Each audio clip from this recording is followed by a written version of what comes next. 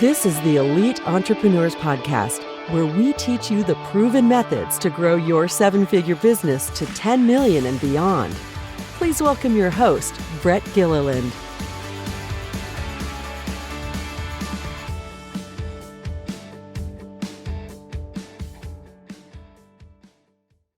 Welcome to this week's episode of the Elite Entrepreneurs Podcast. As always, I've got a great guest with me today. His name is Tony Bradshaw. He's the author of a book called The Millionaire Choice. And he's also the host of a podcast by that name, which I love, The Millionaire Choice. And we'll get into that a little bit more. Tony has an extensive background in the world of personal finance, helping people make the millionaire choice, including a plan that he works with people to figure out how they're going to plan to be a millionaire.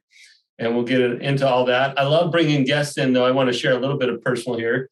I love bringing guests who can relate to my crazy world. Tony is married and has 6 children. And his bio says he likes to relax in his backyard with the chickens, which I love. So Tony, welcome to the show. There are not many people who are crazy like me with all these kids and trying to run a business, but here you are, and we appreciate you being here. Yeah, thanks for having me on, Brett. I'm enjoying talking to you. All right, so tell us a little bit more about the Millionaire Choice. Got a little tongue-tied there. How you came to write the book, what you're passionate about, and then we'll get into talking about how your expertise can serve our seven-figure audience. Yeah, absolutely. So I grew up in a broke home. Memories of my parents mismanaging their money. They came from broken homes too, as far as family broken, like single parent homes. And so they didn't really have mentors in their life or anybody to teach them how to manage money. And so small wonder, guess what? They became married.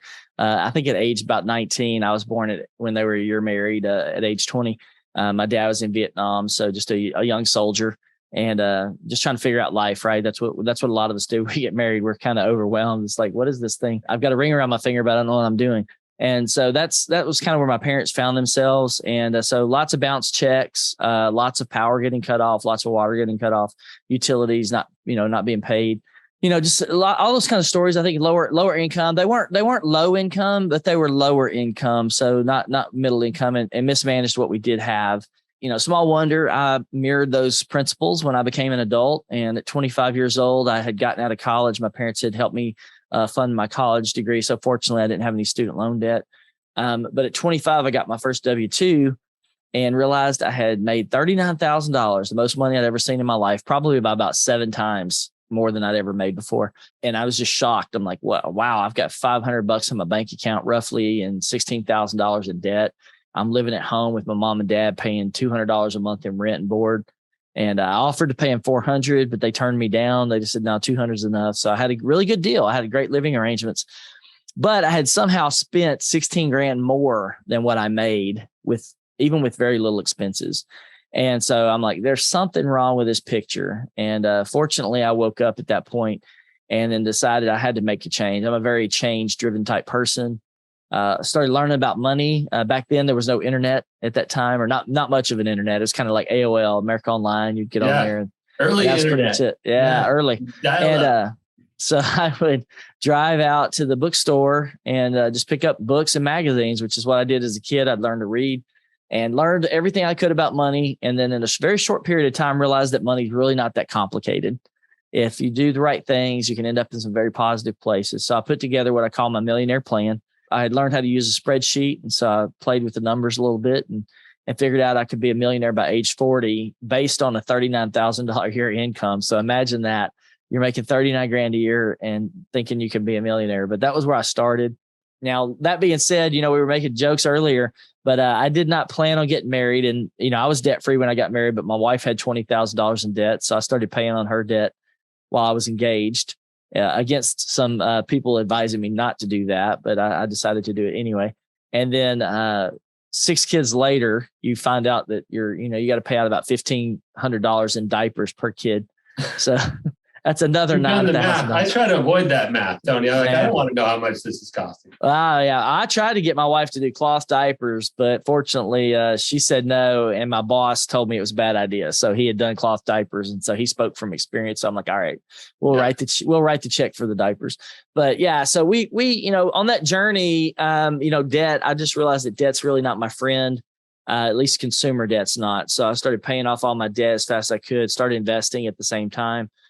So I was, doing a little bit there we can talk about, but just kind of realized, money's really not that complicated. You just have to make a few better choices, learn a little bit, take some time to learn something, and then you can end up in a very different place than necessarily where you were born or where you're at today. You can make a difference for tomorrow, reshape your future. Well, I love that introduction and background to who you are. Thank you for sharing some of that personal background.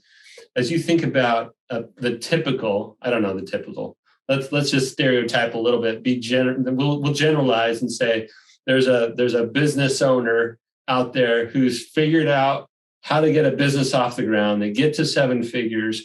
There's revenue coming in, 7 figures in revenue for the business, not 7 figures in income for the business owner, right? There's a distinction, but 7 figures in revenue for the business. And maybe for the first time in a while, the business owner is feeling like, okay, I'm making some money. I'm bringing home some money. But whether it's $100,000 or $200,000 or $39,000 in your case back then, we can all spend more than what we're bringing in, and that puts us in a world of hurt. It can actually really take us the wrong direction when it comes to the future of our financial health. So, what are some things that you would recommend as some simple principles? We're not going to uncover the whole book that you wrote here, but what are a few things to keep in mind for these business owners who might have some income coming in that would enable them to actually build a much better picture in the future than if they just lived kind of the way that they've always lived? Yeah, I think for business owners, because you're obviously doing something right, at least a little bit right for sure, no matter who you are, as long as you've got a business that's cash flowing. And I think the two big principles that come to mind is number one, I'm going to say, is keep your expenses low. So the world is full of people who made a lot of money, but did not adapt to that money. They either came from lower humble beginnings, lower income beginnings, and never really changed their financial principles. They didn't know how to handle their money. So their expenses in their life grew along with their income. So it didn't matter if they were making 30 grand or $3 million a year. They allowed their expenses to match where their income level was. And the problem with that, and this I think is the second principle, is, some people call it a rainy day fund. I call it, no one ever expects the party to end. So when things are going well, we have a human nature to kind of imagine that things are going to continue to go well indefinitely. And so if you have a job, you expect your job to be there. If you have a job that pays you 7 figures, you kind of mentally think that 7-figure job is always going to be there. The reality is you may lose your health, you may lose your marriage, there's all these different things that can happen. And I'm not saying run your life based on fear, but you just have to look at your life through a lens of preparation.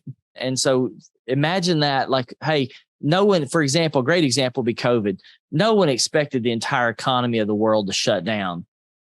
And it shouldn't have, by the way, personal opinion, but people expected it to shut down, and that affected a lot of businesses. I think I saw a number that it's like 60 or 70% of all businesses that actually closed down during COVID never reopened, like small businesses. And that's your bars, your restaurants, like things people put their entire lives into to actually build it just to be moderately successful. And all of a sudden it's gone. So you've got to think about your life in such a way where you can pivot. And so preparing for those days where you may need to pivot. And I think those are the big things. If you're making $150,000, $200,000, $300,000 a year, get yourself in a position where what would happen if it all went away? What if your business went away? So you live those days where you're preparing, not necessarily for the worst, but just in a smart way, because it can't happen. The house, I think I was telling you a story just a little while ago. The house I just bought down in Columbia, it's about 45 minutes south where I live right now. The guy that owned it is a man and his wife, and he was a surgeon. So you can imagine how much he made as a surgeon, $300,000, $400,000, $500,000 a year. And he was at a party one night with his wife, friend's party, and the second floor deck of the party house that he was at collapsed. He broke his spine. Mm. So he went to a party to have a good night, fell off of a 2-story balcony or a 2-story deck, broke his back, never went back to work. His wife ends up leaving him. and he's alone. And then now we end up buying this house because he had some medical issues. He needed that money from that house that would make. That's not something you could plan for. Like you don't expect that to happen. You don't want to walk around in fear, but you can still prepare for it. And as you prepare for things like that, you're just going to be better off, period. Right. It may not be that thing. It may not be that dramatic, but I think that one, keep your expenses low. I think a third one that's really important for me is, I'm not a big budgeter. I don't like budgeting all the time. What I believe in is really getting your cash to flow in the right direction. So for most Americans, even business owners, I would say this is true. Your money tends to flow away from you. So you go and work and earn it through your business. But then once you get it, where's it flowing? Is it flowing into things like a swimming pool, a new car, a trip, a boat, whatever it is? And that's like sand going through your fingers. If you can get your money flowing into a direction that actually returns value back to you. So into investments is what I'm talking about, but into a flow. So what happens is you rewire your brain. So when you get a new dollar, you're going, okay, where can I put this that it gives me a return? Where can I put this where it gives me a return? You get an extra $10,000. Maybe you've got a good month. Some people might say, hey, I've had a great month. We made $100,000 this month. Let me go celebrate. And maybe that celebration is a little too big, right? And then what would happen if you were to be able to put that into something that returns to you? And if you're a young entrepreneur, you've got more of the times on your side. If you're an older entrepreneur, maybe you don't have as much time to multiply it. But those are I'd say the big three for me. Most Americans are not walking around with a vision for their finances. They don't. That's why, over 70% of people are living paycheck to paycheck. A lot of businesses are struggling. They don't necessarily have a vision. They might have a product or some work that they do, but they don't have a vision on what they want the future to look like. How can they shape the future? Those are great tips, Tony. I'm amazed at how quickly that we as people will find ourselves in a place where we just get complacent about the money. As long as there's enough, I'm not going to worry about it. And we just keep spending, or we keep upping that lifestyle to go with the income, like you mentioned. And then something turns south, or there's an unexpected expense, or there's something as catastrophic as the story you told with the surgeon, where literally life changed for the rest of his life. His ability to bring in funds dramatically altered. And now, the game looks a lot different. So how do we, without being paranoid, how do we be conscientious about setting aside for a rainy day, or having money multiply for us instead of just spending it as we get it? So really, really great stuff. Let's talk for a minute about how to break the cycle, because you talked about your parents growing up not really understanding how to think about money, and then of course you were taught that way, and you were able to break the cycle. You went and read things, but if we have anybody who's listening who has families or comes from a history of families who don't have the right relationship with money, how would you recommend they begin to change the way they view it? Obviously, they can go pick up the Millionaire Choice, which is going to be a great read for them. Is that the only thing you would recommend? Do they listen to your podcast? Do they listen to some other things? Where would you point people who need some reprogramming about money? Yeah. Well, I like to believe I wrote a good book, but it's not that good. So it's going to get you moving in the right direction, but it's not going to fix all your problems with money. I would tell you the biggest principle there is, and the way I teach it is you got to get money smart. So just like you spend 12 years of your life going through like kindergarten through 12th grade, 13 years there, learning about math, English, and science, and a lot of other subjects, like you put a lot of effort into your education together. If you go off to college, like I did, you got another 4 years where I study engineering. Maybe you get your master's degree. It's another year. You get your doctorate. It's another 2 years. So you can put a lot into your education, but along those lines, there's not a really good structure in place. Or let me say, even if there is some structure, it's not adequate. So even for schools that are teaching financial literacy, it's not adequate. It's underserved. So when you think about money, right? How much should you study money? Well, it's affecting your entire life. The average person is going to work between 100,000 and 150,000 hours in their lifetime.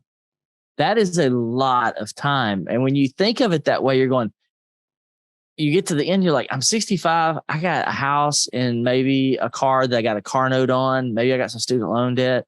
Maybe I got some consumer debt. What do you really have for that much time? Because the way the world is set up, the way our financial system is set up, it really is just a medium of exchange. And we are going to work or earning money and trading our time, our lives for capital, for cash. And then there's a whole system there that collects all of that capital and cash called taxes and interest. And when you look at what you pay out, those two things gobble up probably 75% of your lifetime earnings by the time you play that out for the average American, not for people who learn how to build wealth, but for the average person. It's kind of sad when you really look at it. So what do you change? You have to learn to work within the system.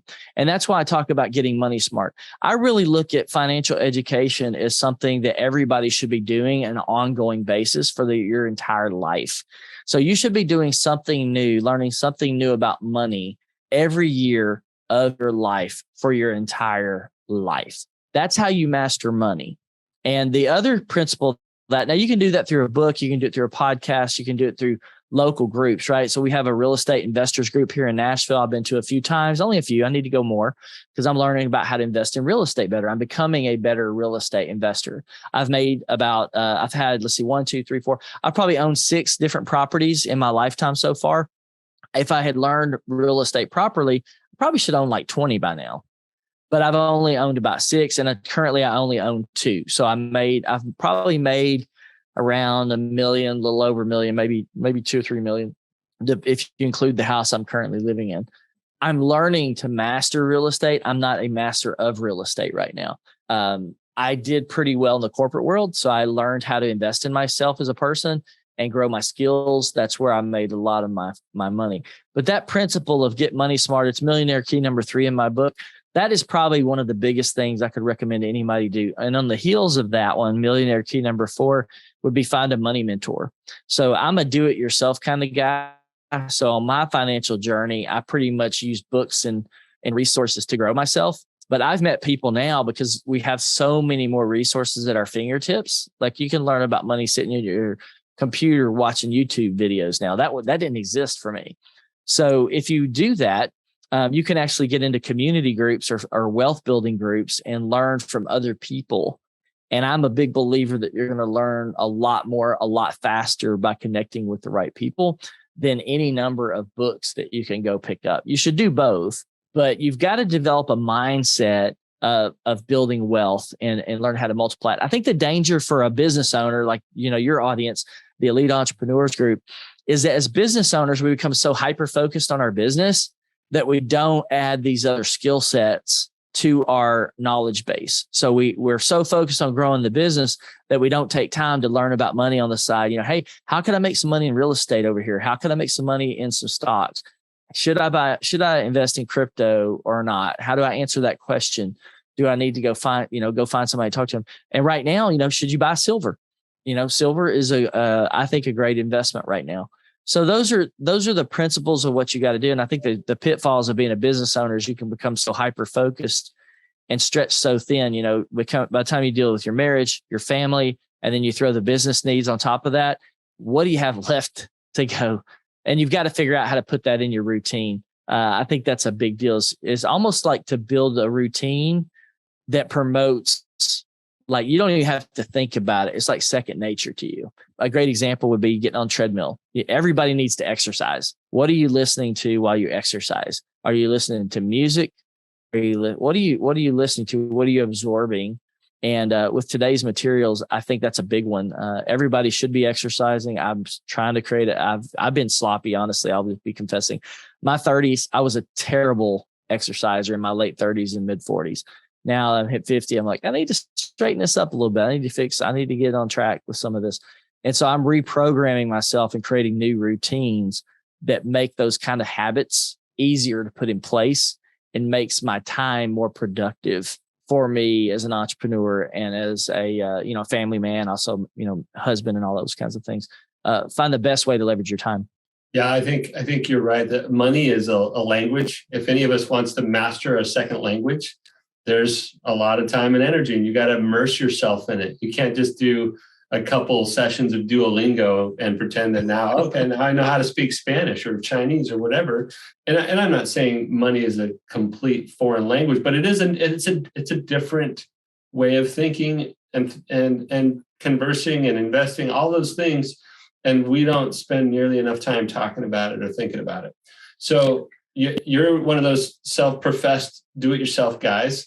I think I sort of fit in that camp as well. I think a lot of business owners fit in that camp of, well, I'm just going to figure this out. For those of us who want to take steps towards getting some help from somebody like a personal trainer in our fitness life, and I know there's lots of financial planners out there, there's lots of wealth managers out there. Where would one start to really find mentors or really find somebody that might be a partner for them in their money maturing journey? Yeah. Well, I love the way you asked that question and the way you stated it, because I think I do believe everybody's at a different level.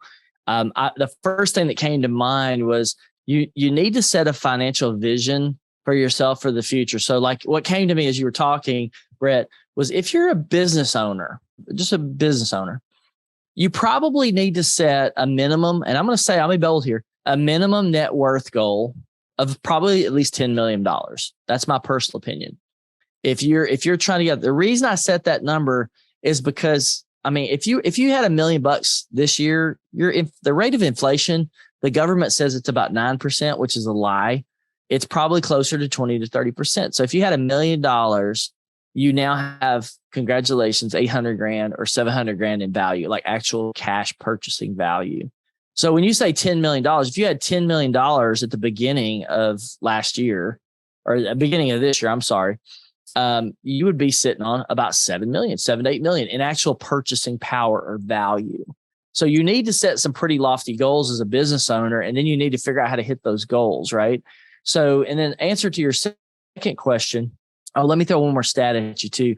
In the United States, 40% of the world's millionaires live in the United States. Okay.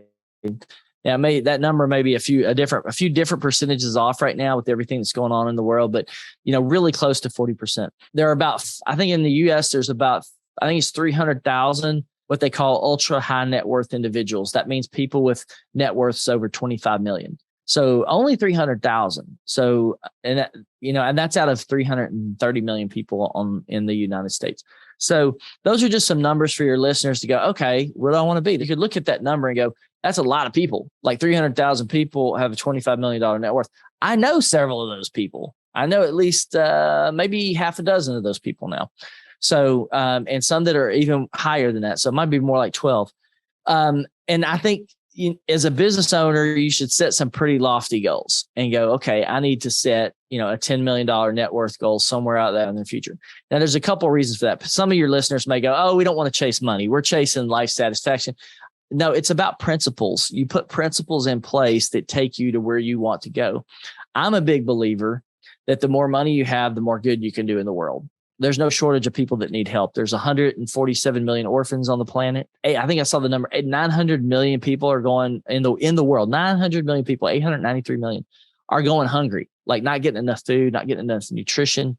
That's a big problem. My wife has got a book coming out on human trafficking. As she was writing that book, we learned that there are 40 million people that are being human trafficked across the planet. 4 million of those people are being sex trafficked.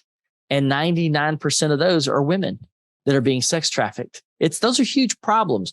The more money you have, the more money that good people have, the more we can address those problems in society. Now, I'm a big believer that there shouldn't be a single hungry person on this planet. The United States alone could feed everybody on the planet. We have the production capacity, the production. There's not an overpopulation problem. As some people might have you believe. It doesn't exist. There's plenty to go around. But the problem is the people who have the money, the real money, don't want to solve that problem. So with what you were originally saying, I think you got to reprogram your mind. We talked about getting money smart. Yeah, I'm wondering about where would they reach out for help? Like if they wanted a personal money trainer, like how does that work? Yeah. I would say stay away from financial advisors. The average financial advisor does not have a high net worth, and they are very one-dimensional. So if you're using a financial advisor today, this is not financial advice, it's just wisdom. They are instructed to handle your finances a very specific way. And that way is very one-dimensional usually. And so you want to look at all of the different opportunities that you have to build wealth. I think one of those is you've got to look in your local area. There are groups that meet about building wealth all over the place. I would visit quite a few of those. And who you start with today is not necessarily who you have to be with, say, in 5 years. The concept is get going with somebody, and that's going to open another door to somebody else and open another door to somebody else. And you're going to keep, I don't want to say one-upping, but you're going to keep upgrading who is your mentor along the way. But there are online groups. I'll give you an example. Wall Street Bets. When GameStop was going down, it was an online community on the Reddit forums called Wall Street Bets. That's what I would call crowdsourced investing knowledge. You're getting on there and learning. I had a friend, never made an investment before in his life, got into the Wall Street Bets group. I know Wall Street Bets. He might have been in a different group, but it was a similar group.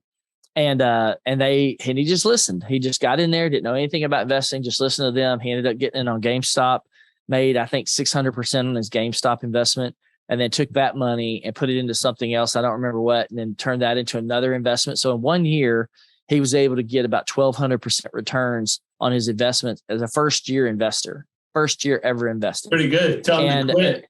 It's better than I did. That's better than I've done. I've never done that. Now I have had an investment return me 1,000, 2,000%.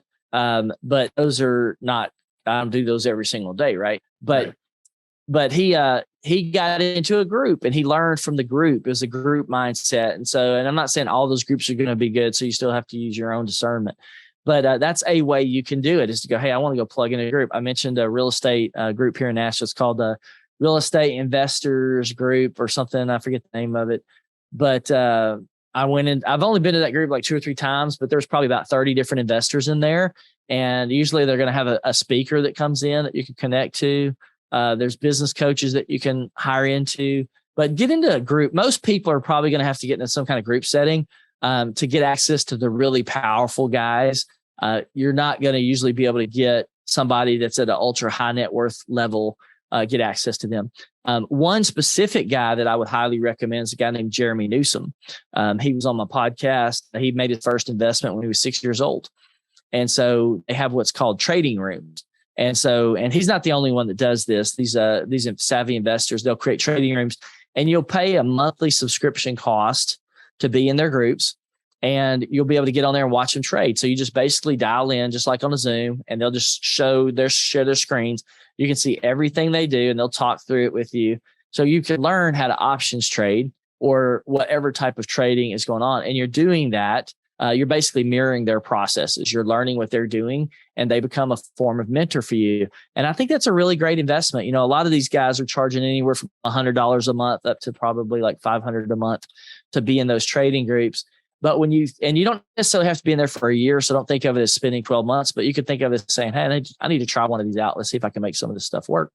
You're going to grow a lot faster that way than if you try to figure it out by buying a bunch of books. And you're going to make a lot less. I think you're going to make a lot fewer mistakes that way, because you've got somebody that you can actually ask questions to. You can watch what they do, see what they do, and they're seasoned investors.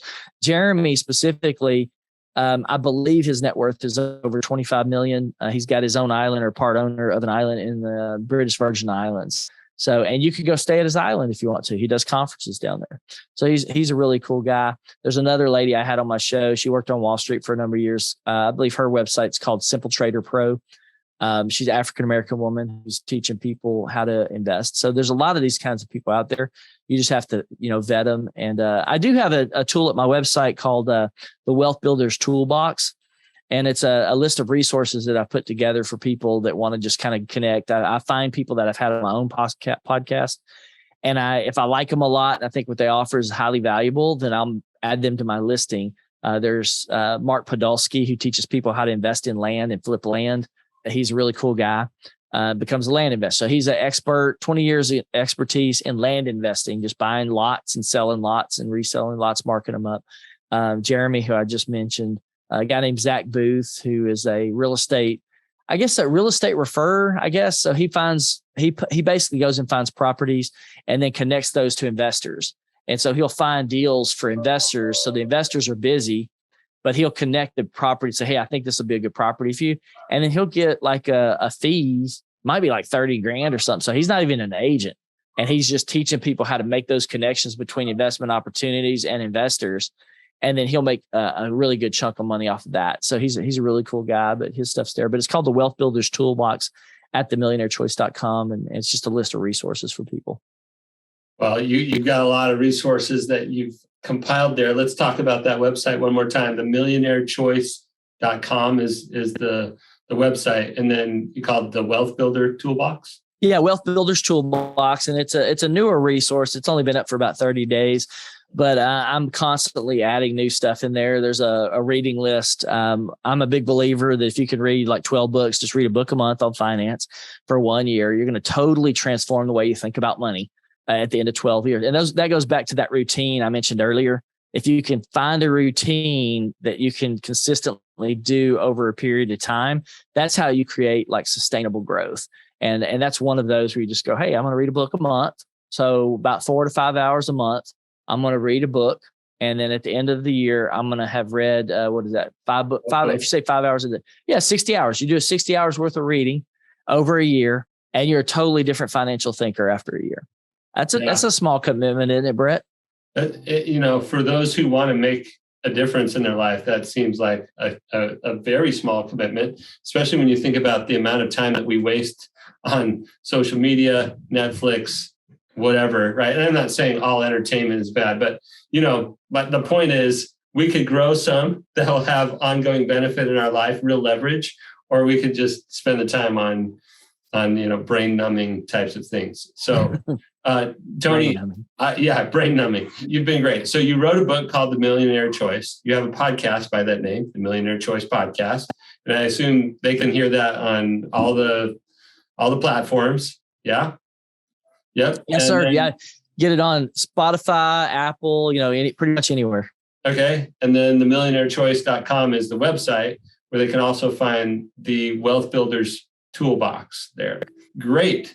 How else, if somebody wants to connect with you, do they just go to the millionairechoice.com, or is there a social media platform that you prefer? How do people connect with you, Tony? Yeah. One thing I do that I love doing is I set aside 1 hour of my day on my calendar to talk to anybody that wants to talk to me, whether that's about business or about personal finance. And people can register for that through my calendar app at themillionairechoice.com. It'll say free life and money mentor session. So just go there, check it out. I'm also available at tonybradshaw.com for some other things that are separate from the Millionaire Choice brand overall. But those are the two best ways to reach out and get in contact with me. And I love doing the 1 hour calls because I get to talk to a lot of people that would not otherwise talk to financial advisor or a financial mentor. And I can at least get them headed in the right direction. Very good, Tony. Well, you've shared lots of great insights with us today. I think everybody on the planet needs to upgrade their relationship with money. It's a constant thing. It's just like as we try to help businesses scale, they get to a certain point. Let's say they get to 7 figures. There's new things to figure out to go to $3 million. And once they hit 3 million, there's new things to figure out to get to 10 million. And I think it's that way with our money. Every next level of money, of earnings, of wealth that I reach, there's new things for me to learn, whether that's around taxes or investment vehicle or ways to think differently about expense or, what activities I should do myself versus hiring out. And there's lots of things to learn, and we just got to keep leveling up. So thank you again, Tony, for all of your great insights and for sharing the Millionaire Choice with the world. Actually, it's awesome. Thanks for having me on, Brett. All right. For everybody listening, please keep listening. We're going to keep bringing you guests like Tony and others who have a lot of information that is completely relevant to you in your 7-figure growth journey and in your life. And so please share, like, rate, review, do all those things. Just keep coming back. We will see you next time on the Elite Entrepreneurs Podcast.